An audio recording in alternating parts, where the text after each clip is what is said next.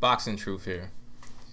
Deontay Wilder, his chump ass, is going to continue to duck and avoid all the top contenders before he cashes out on the Anthony Joshua payday. And one of those guys who's going to continue to duck is Dillian Whyte, who's still looking for a fight on October 28th. It's very late. Don't expect a big name, so possibly a stay busy fight. But Wilder's going to be running scared from that fight against Dillian Whyte. For some reason, he just doesn't want to entertain that fight, even though it's a great opportunity for him. Big payday, especially if he goes across the pond. Chance to build his profile there, chance to build a fight with AJ, a chance to compare performances like he describes it. And people do that. People in boxing do that. Fans like to compare performances. They did it with Mayweather-Pacquiao, with their common opponents, and people feel it's a great indication of what could happen in the fight between them. But we all know styles make fights. The triangle theory is not always the theory that applies. It's not always truthful. Just because you beat one guy doesn't mean you can beat another guy, and doesn't mean that guy can beat this guy. It's all about styles, especially at a certain level. But Wilder, he's going to play it safe if he gets past Vern in the rematch next month. An undesirable rematch. A fight that was canceled with Ortiz that really doesn't seem like it should have been canceled, since the WC hasn't suspended him. And Ortiz is most likely going to fight Anthony Joshua sometime next year. Early next year. As WBA will enforce another mandatory for Joshua if he gets past Pulev, his IBF mandatory. So Joshua's doing all the heavy lifting. He's the guy that's being progressed a lot faster.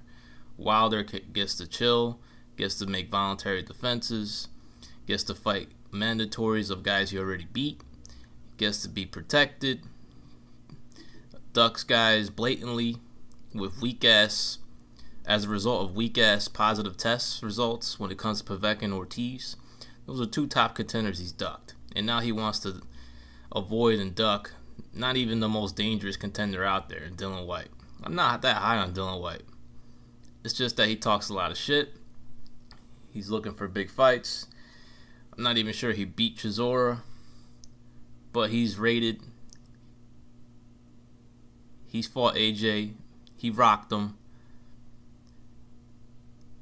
And it's an interesting fight for Wilder to take, considering what's at stake.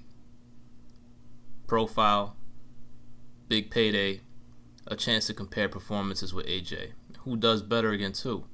We already have one common opponent, Eric Molina. We all know who did better in that test. Wilder got rocked, almost stopped. Took him 9 rounds to stop him. AJ did it in less than 3. Made easy work to spash at him with no troubles whatsoever. So it looks like Wilder's next opponent, if he gets past Vern, is already set.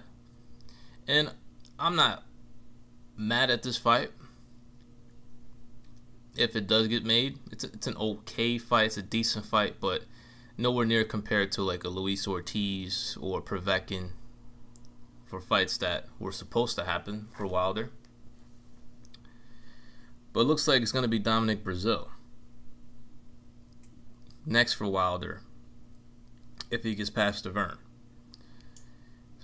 Breazeale was supposed to fight Vern, but now he's being switched to the off undercard bout, the off TV undercard of the main event, of the main card that's being featured on Showtime, and he's going to be fighting a Wilder leftover. He's going to be fighting Eric Molina.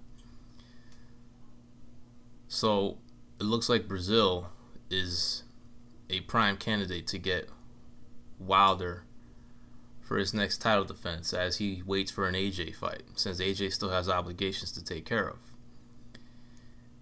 But there is another fight out there that Eddie Hearn is trying to make for Wilder. He's trying to push Wilder to take the Dillian Whyte fight, and I know why Eddie Hearn's pushing for that fight. He believes Whyte can beat Wilder, that he could expose him, knock him out, and then make a big unification fight between Whyte and Joshua in the rematch, and what will be a really big fight, especially with hardware on the line. So that's Eddie Hearn's main goal. But either way, it's a win-win for him. If Whyte wins, he can make a big unification rematch. If he loses, he can still make a big fight between Joshua and Wilder. Since Wilder will have a somewhat credible win on his resume if he beats Whyte, especially if he goes over to the pond, has a good performance, maybe even makes easier work of Whyte compared to Joshua, and then you have yourself a real heavyweight prize fight that people can look forward to, where Wilder will have done at least something instead of what he's been doing, and that is fighting no-hopers, running away from real fights, and fighting guys he already beat as mandatories.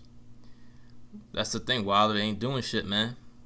This ain't no super fight, because Wilder's playing it safe, waiting for that big payday, and not fighting the top contenders or dangerous challenges out there, and proving his worth as champion. Joshua's doing all the work, fighting the top contenders, fighting legends. We'll end up fighting a guy Wilder avoided in Ortiz, most likely, and next. And Wilder gets to sit back and chill. This is why people are not really, some boxing fans are not really looking much forward to this fight, because Wilder is given a free ride. He just gets to sit back and let the payday fall on his lap. Doesn't have to do much work, doesn't have to fight any dangerous fights. This ain't no super fight, man. The real super fight is Anthony Joshua versus Tyson Fury. The furious one needs to come back and expose all these bombs.